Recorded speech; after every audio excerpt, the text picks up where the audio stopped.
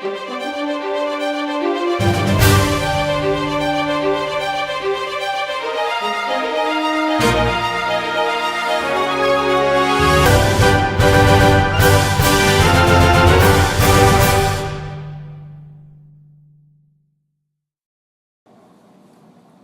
and welcome to the video for our project for the course EC500 Cloud Computing at Boston University. Our project is called Continuous Integration in the Cloud, and we will be running a demo of our pipeline from local machine to production. Here is a general overview of our project. Our goal is to extend the cloud environment from a company's server down to its developers' local machines, and from there, allow them to quickly make changes, build, and view these changes without interrupting the entire server. This also allows multiple developers to work on the code at the same time and each test their individual parts. This pipeline works by a user committing a change to their GitHub repo, which triggers a Jenkins build that runs tests within our QA and production environments. If the application passes all the tests, it will be deployed on the server. Here you will see that we have two terminals open, one of which is our QA environment, the other is our production environment. Both are running CentOS and have Java, Docker, Maven, Git, Jenkins, and Tomcat installed on them. Now we are going a bit deeper into our Jenkins directory on our QA server. As we navigate through, you will see the directory Ninja Test, which is the Jenkins job for building and testing our web app on our QA server, and then to the workspace directory, which includes all of our scripts for automating the building and running of our app.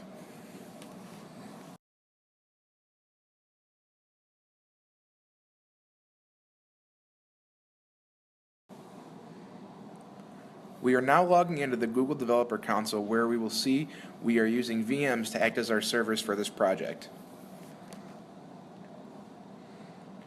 We are now navigating to the web interfaces of our Jenkins servers, where we have our jobs that will trigger each step of the process from pushing code from our local machine to building on QA and deploying in production.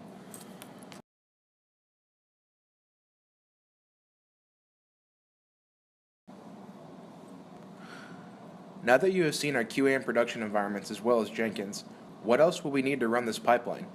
Well, most people don't often use CentOS on their laptop or desktop, so developers often write code on their machine that works, push it to a QA environment, and they get all kinds of errors. Luckily, Vagrant takes care of that. With the use of Vagrant files, we are able to create portable development environments where we are able to specify that we want to use CentOS and automatically install the necessary tools we need by using the setup.sh script.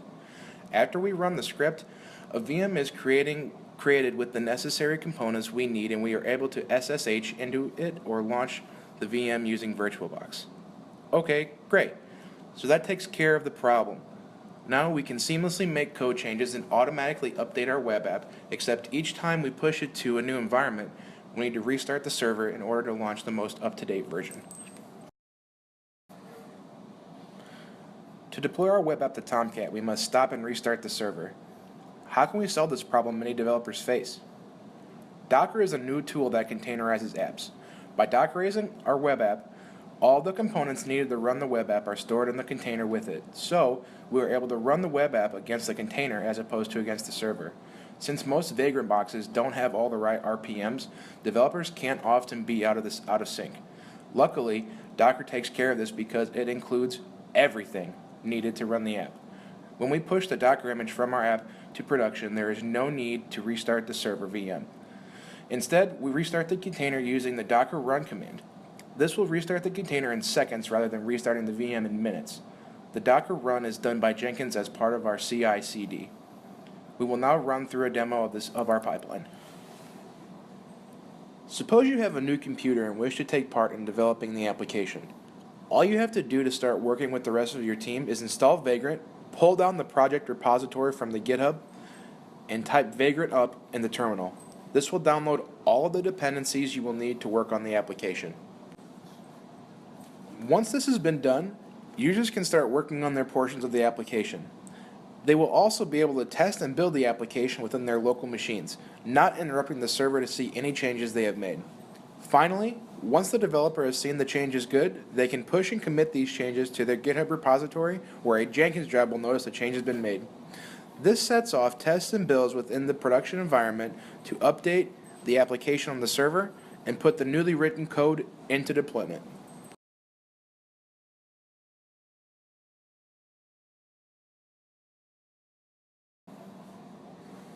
We are now downloading and installing Vagrant on our local machine.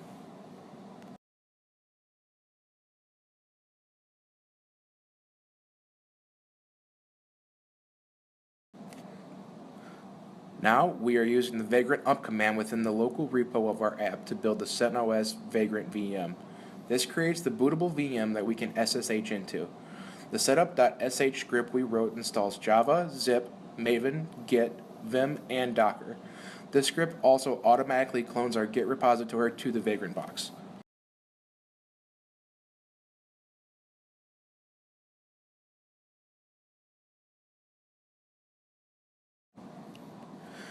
We are now using Vagrant SSH to log into our new Vagrant VM that is configured with everything we need to run our app.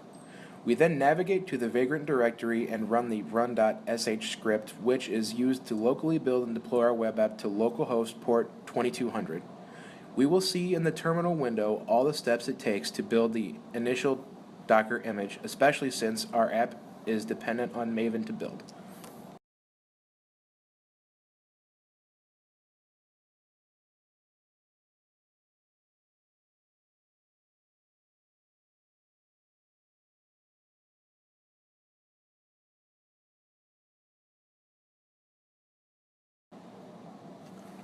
Now we are navigating to the web page localhost 2200 where we will see our blog app we are using for this project to demonstrate the functionality of our pipeline.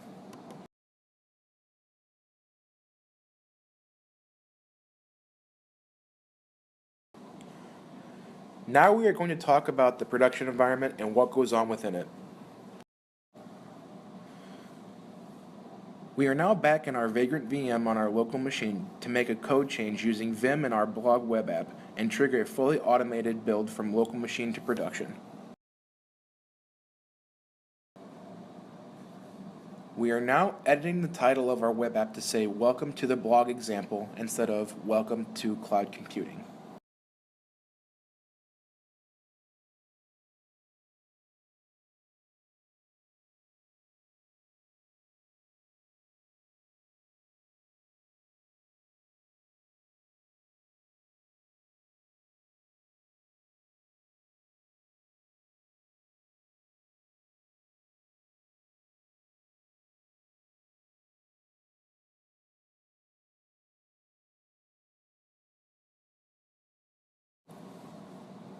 We are now committing the changes to our local repository and pushing the commit to our repo hosted on GitHub.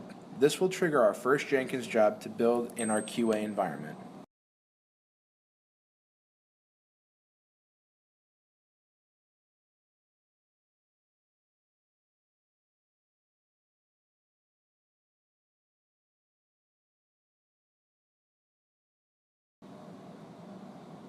We are now going back into our Jenkins web interface for our QA environment, where we will see the job has triggered after making our code change to the Git repo. We are showing that the app passed our suite of tests and that it is building.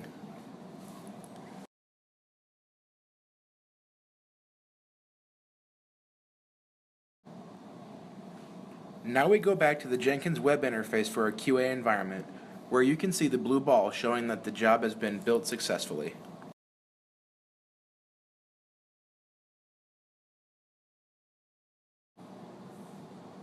And the application passed all the predefined QA tests of the Jenkins test suite.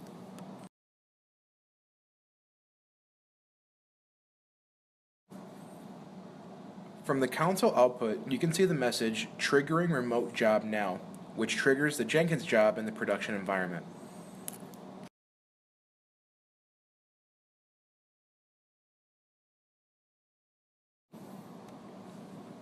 You will now see our web app published on our server at port 1234.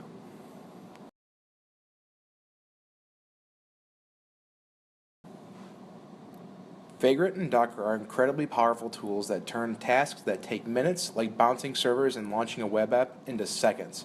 It also deals with the excuse of, well, the program worked on my machine, that developers make when, say, coding on a PC and the QA environment is a Linux distribution.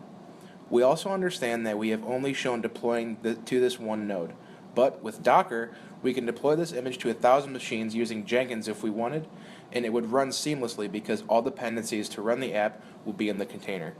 Utilizing these technologies makes continuous integration much easier and painless on developers and DevOps engineers and can have a huge influence on industry today.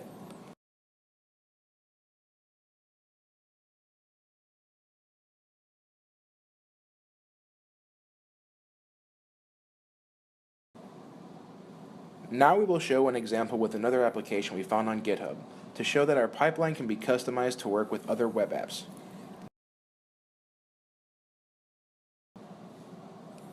In order to use our framework for a new web app, you must first download the framework from our GitHub and clone your own application into the frameworks folder on your local machine.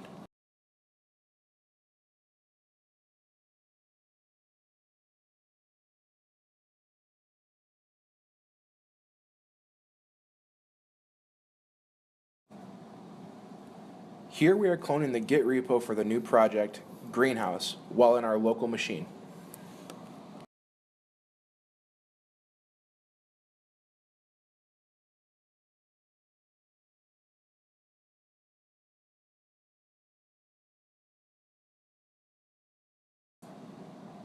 We are now making two changes to the app-setup.sh script.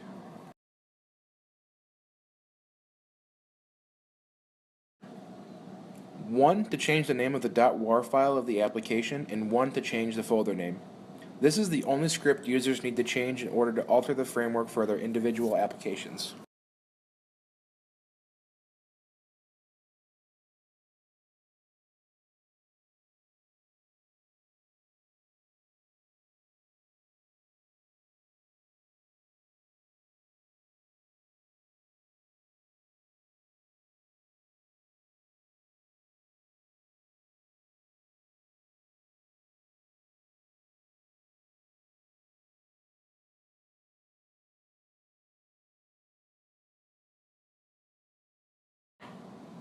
Here we are using the chmod 755 command to give the user permission to execute the app-setup.sh script. Running this script changes the configuration of the pipeline for the user's individual application.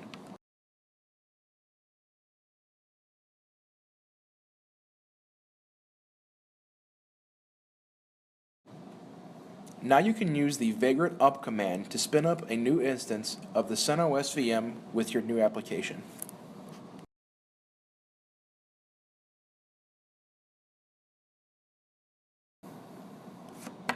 Now your web app package has been built and you can create your own Git repo to store your own continuous integration project.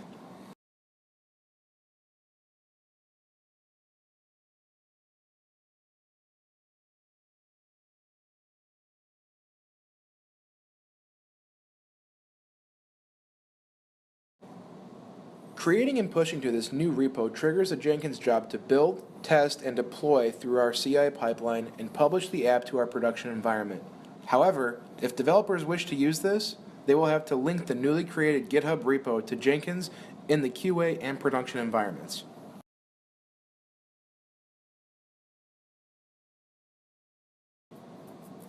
You will now see the output of the Jenkins job as it automates the build and the testing of the Greenhouse web app.